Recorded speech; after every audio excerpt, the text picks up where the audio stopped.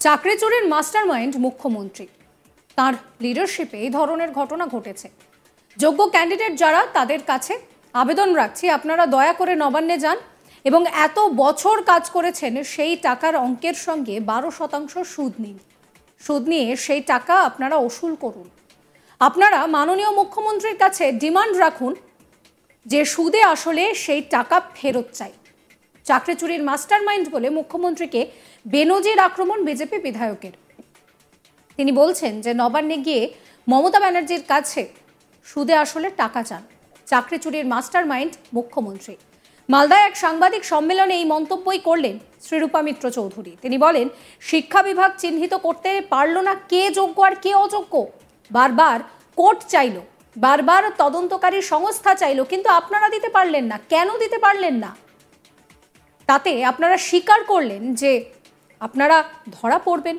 তাই আপনারা আজকে গোলমাল করে, তথ্যকে লোপাট করে, যেরকম আরজি করের ঘটনা হয়েছে সেইভাবে এতগুলো মানুষের জীবন নিয়ে খেলা করলেন। এটাই কি শেষ খেলা?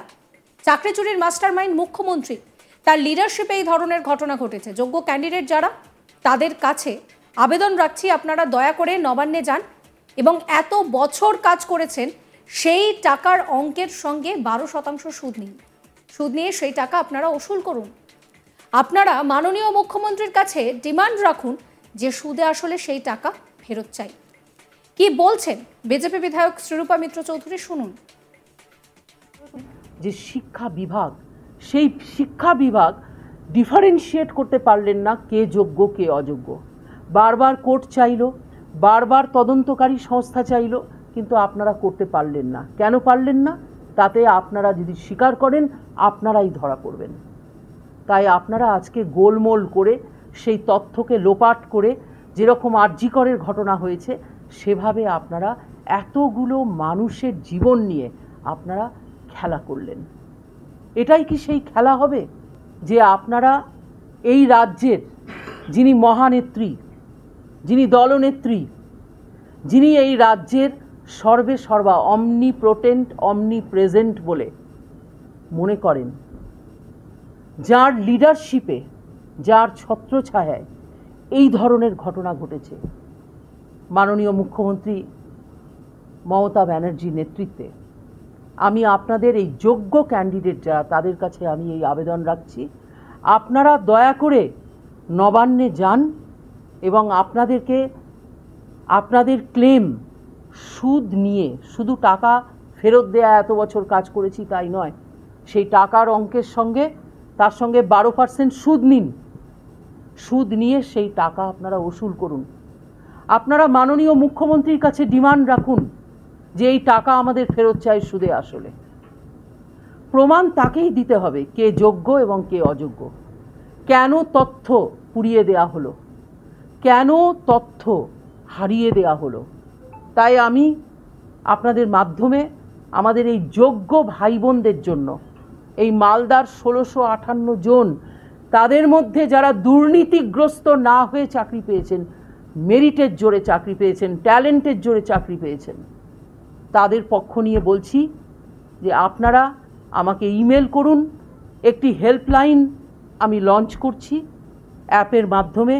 সেই হেল্পলাইনে আপনাদের পরিচয়কে কনফিডেন্সিয়াল রেখে আপনাদের আবেদনপত্র জমা দিন। তাই আপনাদের জন্য লিগ্যাল রেমেডি কি আছে, কিভাবে আমরা সেই মাস্টার মাইন্ডকে সু করতে পারি, তার জন্য আমি নির্ভয়া দিয়ে আপনাদের সঙ্গে আছি।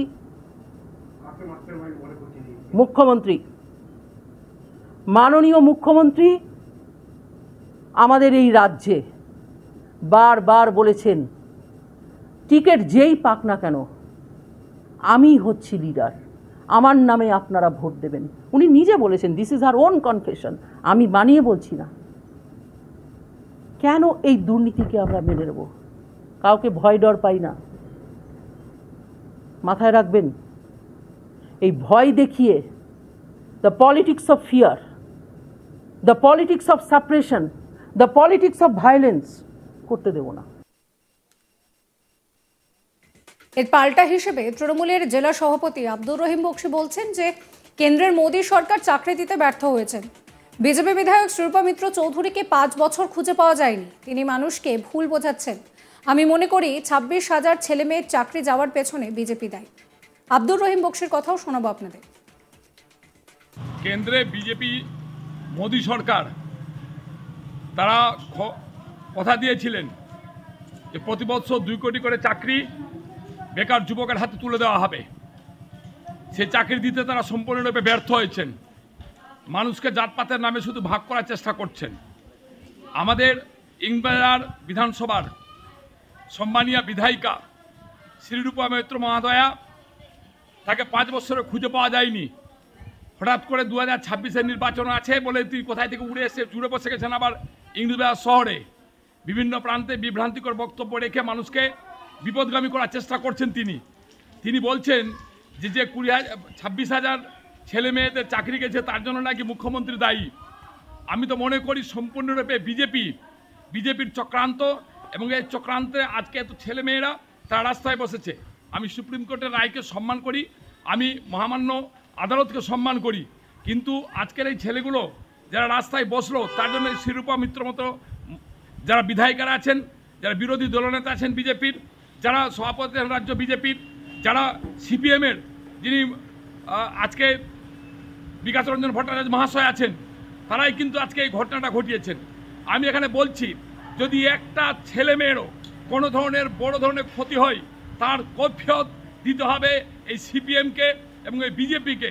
আর বড় বড় ভাষণ যাচ্ছেন, এলাকায় থাকেন না, মানুষের পাশে থাকেন না, মানুষের কাজ করেন না। আজকে তিনি বলছেন যে আমি বেকার যুবকদের হয়ে আইনি লড়াই লড়ব। তিনি এতদিন কোথায় ছিলেন? মালদার মানুষের পাশে দাঁড়াননি কেন? ইংরেজবাজার মানুষের পাশে দাঁড়াননি কেন? এরা একটা ভণ্ড, এরা একটা সাম্প্রদায়িক, এরা মানুষকে মধ্যে জাতপাতের নয় ভাগ করে মানুষকে মৃত্যুর মুখে ঠেলে দেবার চক্রান্ত ছাড়া মানুষের কোনো উপকারে লাগে না, মানুষের কোনো কাজে লাগে না। তাই ইংরেজবাজারের মানুষ, মালদার মানুষের কাছে আমি আবেদন করব, এই ধরনের বিজেপির নেতাদেরকে, বিধায়িকাদেরকে ছুঁড়ে ফেলে দিন, বাইরে চালিয়ে ফেলে দিন। চাকরি চুরির মাস্টার মাইন্ড মুখ্যমন্ত্রী। মালদায় সাংবাদিক সম্মেলনে এই মন্তব্যই করলেন ইংরেজবাজারের বিজেপি বিধায়ক শিরূপা মিত্র চৌধুরী। তিনি বলছেন যে শিক্ষা বিভাগ চিহ্নিত করতে পারলো না কে যোগ্য আর কে অযোগ্য। বারবার কোর্ট চাইলো, তদন্তকারী সংস্থা চাইলো, কিন্তু আপনারা দিতে পারলেন না। কেন দিতে পারলেন না? তাতে আপনারা স্বীকার করলেন যে আপনারা ধরা পড়বেন। তাই আপনারা আজকে গোলমাল করে তথ্যকে লোপাট করে দিলেন। ঠিক যেরকম আরজি করের ক্ষেত্রে হয়েছিল, আপনারা এতগুলো মানুষের জীবন নিয়ে খেললেন। এটাই কি শেষ খেলা হবে? চাকরি চুরির মাস্টার মাইন্ড মুখ্যমন্ত্রী, তার লিডারশিপে এই ধরনের ঘটনা ঘটেছে। যোগ্য ক্যান্ডিডেট যারা, তাদের কাছে আবেদন রাখছি আপনারা দয়া করে নবান্নে যান এবং যে কাজ করেছেন এত বছর সেই অঙ্কের সঙ্গে 12% সুদ নিন। সুদ নিয়ে আপনারা টাকাটা উসুল করুন। এই মন্তব্যই করছেন বিজেপি বিধায়ক শ্রীরূপা মিত্র চৌধুরী।